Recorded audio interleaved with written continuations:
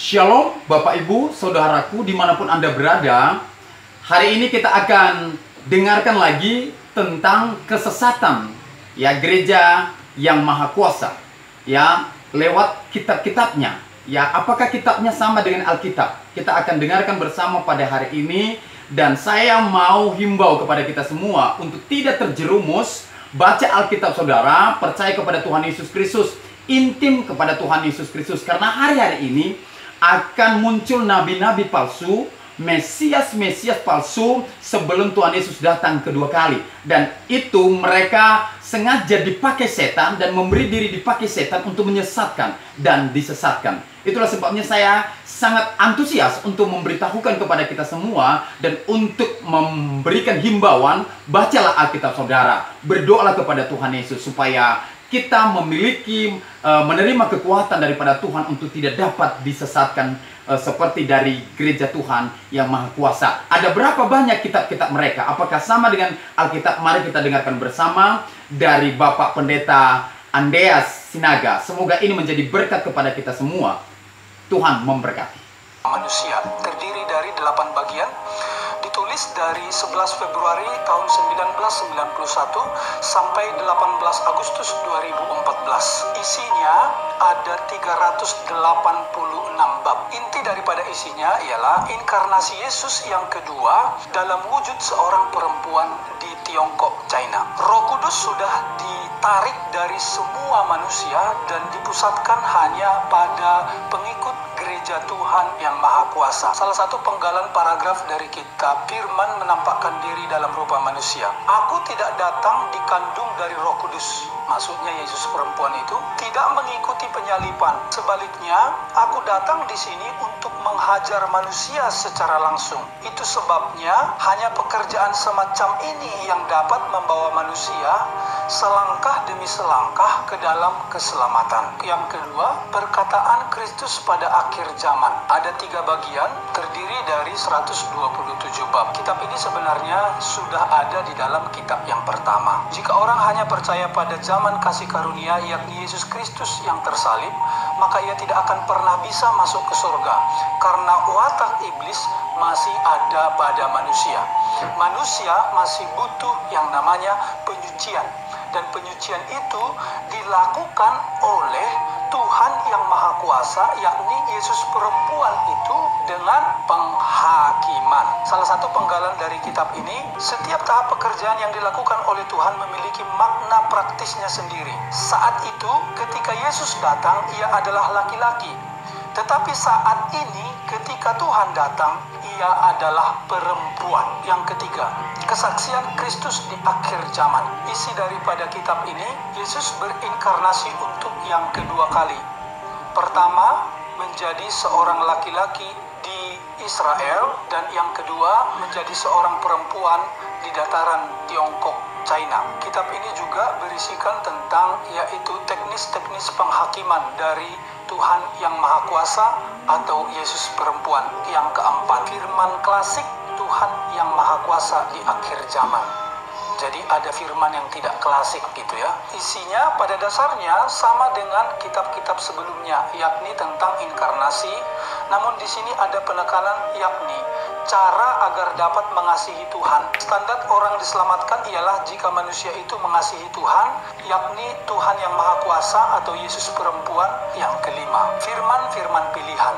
50 bab. Inti daripada kitab ini, Tuhan telah menampakkan diri menjadi seorang manusia untuk yang kedua kali. Lalu yang kedua, manusia hanya dapat diselamatkan dengan Tuhan yang Maha Kuasa, yakni Yesus perempuan itu. Harus taat tunduk pada apa yang telah dikatakannya melalui setiap tulisan-tulisannya. Yang keenam, domba Tuhan mengenal suaranya. Di sini mengangkat yaitu 5 gadis bodoh dan 5 gadis bijaksana tentang inkarnasi dan kedatangan Yesus perempuan yang secara diam-diam dan ditolak oleh banyak orang termasuk pendeta-pendeta. Yang ketujuh, nama kitab, dengarlah suara Tuhan, lihatlah penampakan Tuhan. Ada 24 bab. Di sini lebih menjelaskan yaitu anak manusia datang atau Yesus perempuan itu datang untuk menghakimi umat manusia dengan segala bentuk kecelakaan dan itu dianggap sebagai waktu penghakiman dan pemilihan bagi orang-orang yang percaya. Yang percaya kepadanya akan diselamatkan, dan yang hanya percaya pada penyaliban Yesus Kristus itu tidak akan pernah diselamatkan, kecuali mereka mengenal dan tunduk taat pada Yesus perempuan, barulah bisa diselamatkan. Yang kedelapan, pertanyaan dan jawaban klasik mengenai Injil Kerajaan. Kitab ini berisikan jawaban-jawaban atas pertanyaan-pertanyaan umat tentang kebingungan-kebingungan mereka mengenai yaitu inkarnasi, mengenai mengapa Yesus ada dua, mengapa Yesus harus perempuan, mengapa Yesus ada di Tiongkok, dan mengapa mereka harus tunduk taat pada Yesus perempuan itu. Kitab terkutuk yang ke-9 dan yang ke-10 pada dasarnya sama, yaitu kesaksian-kesaksian pengalaman di hadapan kursi penghakiman. Ini ada 132 bab yang berisi tentang kesaksian-kesaksian umat Tuhan yang Maha Kuasa atau Yesus perempuan itu dalam mengikuti perjuangan mereka dalam mengambil keputusan untuk mengikut Yesus perempuan itu. Yang ke-11, ikuti anak domba nyanyian lagu baru. Kitab ini berisikan mazmur atau puji-pujian bagi Tuhan yang Maha Kuasa atau Yesus perempuan. Kumpulan-kumpulan nyanyian mereka bahwa Tuhan telah datang pada mereka dan menjadi jaminan keselamatan dan penyucian watak mereka dari watak iblis yang tidak diselesaikan melalui penyaliban Yesus Kristus. Jumlahnya ada 1038 nyanyian. Kitab terkutuk yang terakhir yaitu kesaksian tentang kembalinya kepada Tuhan. Kitab ini berisikan tentang kesaksian-kesaksian dari seluruh penjuru dunia. Terlebih-lebih orang-orang Kristen asli seperti kita yang pada akhirnya mengikuti mereka. Dominan juga kesaksian ini adalah kesaksian dari pendeta-pendeta yang pada akhirnya percaya kepada Tuhan yang Maha Kuasa atau Yesus perempuan itu.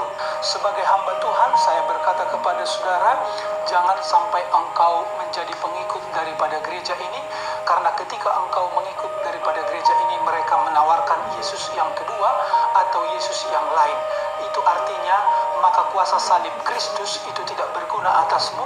Itu artinya engkau sedang mengambil tiket pada kebinasaan kekal. Sebab firman Tuhan berkata, Yohanes 4 ayat yang ke-22, kamu menyembah apa yang tidak kamu kenal, kami menyembah apa yang kami kenal, sebab keselamatan datang dari bangsa Yahudi. Amin. Saudaraku, keselamatan hanya datang dari Tuhan Yesus Kristus yang terpaku di atas kayu salib. Itu sebabnya saudaraku perlu berhati-hati dan perlu juga kita tekun mengikut Tuhan Yesus Kristus. Baca Alkitab saudara. Sekali lagi saya akan bacakan, jangan kita pernah mengikuti mereka dan mempengaruhi kita bahkan keluarga kita. Saya akan bacakan dalam Galatia pasal 1 ayat yang ke-8 dan 9. Firman Tuhan berkata, tetapi sekalipun kami atau seorang malaikat dari sorga yang memberitakan kepadamu suatu Injil yang berbeda dengan Injil yang telah kami beritakan kepadamu, terkutuklah dia. Ayat 9. Seperti yang telah kami katakan dahulu, sekarang kukatakan sekali lagi, jikalau ada orang yang memberitakan kepadamu suatu Injil yang berbeda dengan apa yang telah kamu terima, terkutuklah dia. Jadi orang-orang yang mengikuti mereka, firman Tuhan berkata, karena berbeda Injil mereka beritakan, seperti yang kita pelajari tadi, yang kita dengarkan tadi. Ada kitab-kitab tersendiri mereka, sekalipun itu juga berhubungan kepada anak domba, tentang Tuhan, penyaliban, akhir zaman, tetapi diputarbalikkan, menjurus kepada Yesus yang perempuan itu. Ketika kita sudah masuk di dalamnya, ini adalah penyesatan. Saudaraku, sekali lagi saya minta kepada kita semua, mari kita tetap ikut Tuhan Yesus, baca Alkitab saudara, dan hidup dalam penggembalaan yang benar, menyembah Tuhan sampai selama-lamanya, sampai dia datang menjemput kita, anak-anaknya, pada kedatangan yang kedua kali. Sekali lagi, jika saudara ingin video-video kami selanjutnya, saya akan upload kepada kita tentang gereja Tuhan yang Maha Kuasa dan kesesatan yang lainnya. Saya minta kepada kita semua untuk subscribe juga YouTube kami, supaya semua video-video yang kami upload bisa tersampaikan kepada saudara dan kita bisa diberkati bersama. Terima kasih, Tuhan Yesus memberkati.